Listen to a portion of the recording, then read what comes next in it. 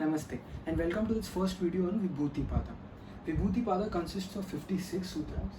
Vibhuti Pada, as the name suggests, consists of two terms, V and Bhuti. V is a prefix that is added to the term Bhuti. Bhuti means powers or psychic powers, siddhis, etc. and V means Virat or gigantic. So this chapter mainly deals with the powers that are attained or the siddhis that are attained by a yogi. So Patanjali in the first sutra of this pada describes the definition of dharana. He says Deshe Bandhu Chitasya Dharana. Again, the sutras from 1 to 5 are very important because they are describing exactly the definitions of dharana, dhyana and samadhi. So Deshe Bandhu Chitasya Dharana. Concentration or dharana is basically binding the mind at one place. That's what he says. Then he moves on to describe dhyana. Tatra pratyaya ekatanata dhyana. When the content of the mind or the pratyaya is ekatanata. Basically when the consciousness is uninterrupted and it's exactly ekagrata or at one point, then that becomes dhyana. Then he moves on to describe samadhi. What is samadhi? Tadeva arthamatra nirbhasa swarupa shunya iva samadhi.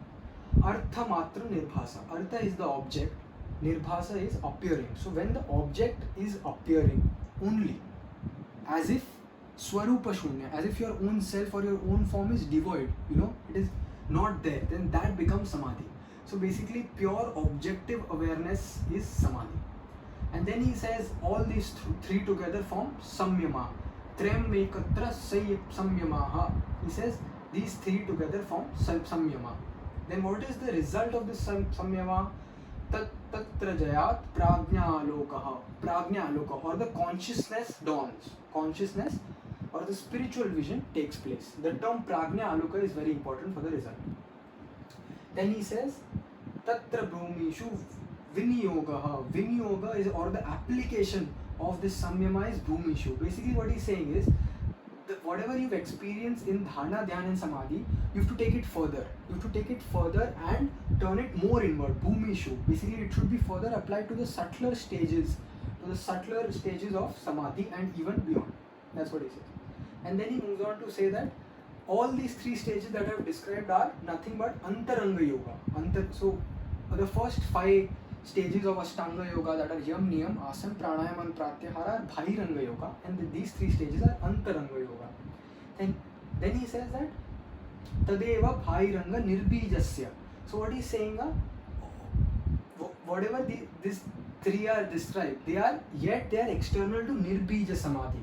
They are Antaranga yoga, but they are external to Nirbija Samadhi. They still come under Sabija Samadhi. That's what he's saying.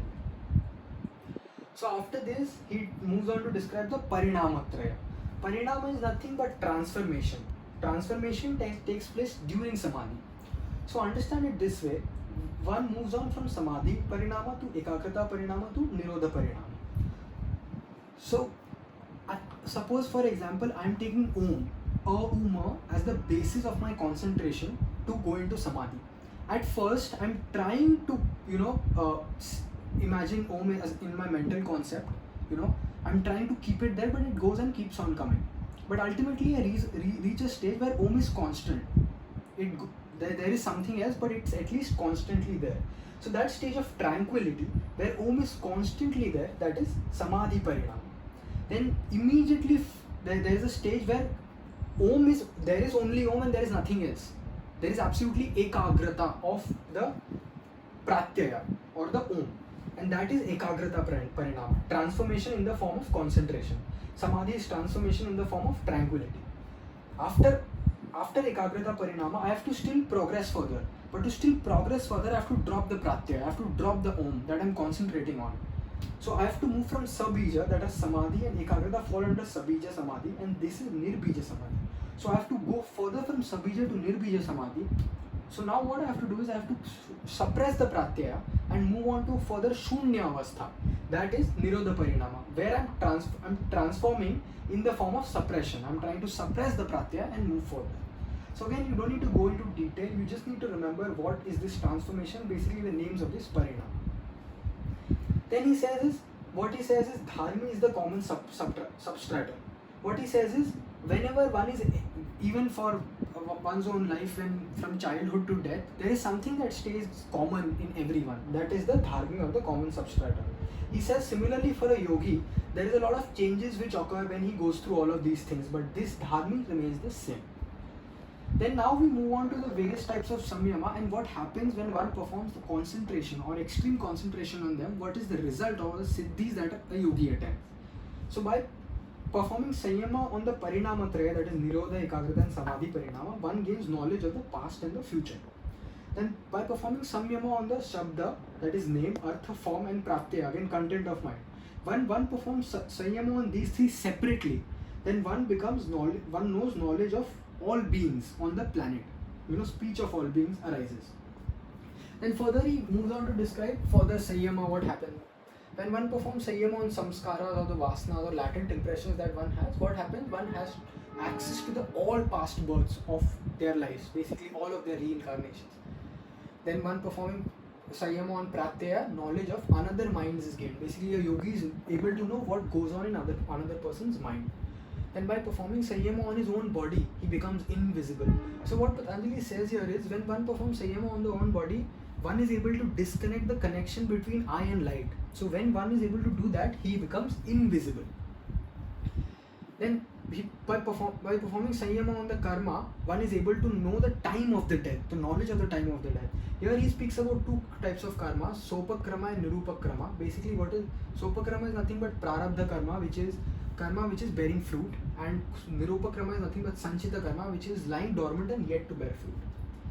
Then he moves on to describe what happens when one performs samyama on the powers of friendliness. Again, this is the same as chitta prasadanam as we studied in the first chapter, sadhana pada. Basically one yogi has to develop feelings like maitri, karuna, mudita, upeksha, and for that what happens, when he develops feelings like maitri, he will be happy. So these opposite pairs of virtues have to be cultivated by a yogi. In attainment of strength, what Patanjali says is, so suppose I want an elephant strength, I should perform samyama on elephant strength. Suppose I want the strength of a tiger, so I should perform samyama on the tiger. So similarly, by performing various samyama on the various qualities of various animals, I will get those siddhis. Then he further says, by performing samyama on the hidden knowledge or vishokava jyotishmati, this is again same as the types of obstacles, how to overcome those obstacles. This is same he describes here, Vishokava Jyotishmati. By concentration on the inner light, a yogi is able to penetrate anywhere, in the sense that he will be able to see distant, obscure objects which are anywhere in this world. By further performing samyama on sun or surya, knowledge of the entire solar system is gained. By performing samyama on the moon or the chandra, one knows knowledge of the position of the stars. By performing samyama on dhruva or the pole star, one is able to know the movement of the stars or how they move. By performing samyama on the navel center or the nabhi chakra, one is able to know the arrangement of the body or how the bodies come into being. By performing on the kantha rupa, he says, by throat pit, samyama on the throat pit, the cessation of hunger and thirst, basically hunger and thirst vanishes. By performing samyama on the kurma nadi, kurma, as the name suggests, is in the shape of a tortoise. The nadi is in the shape of a tortoise and it is at the throat pit. And by performing samyama on this, what happens? Steadiness is gained. By performing samyama on the crown of the head or the murdha chakra, nothing but the sahasrara chakra, spiritual vision dawns.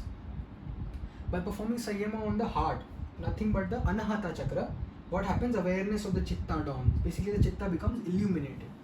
And lastly he says, by performing samyama on self-awareness, basically the knowledge of the Purusha is gained. Again, the self-awareness is nothing but knowing the distinction between the seer and the seen. Knowing that the seer is pure consciousness, that is knowledge of the Purusha is gained.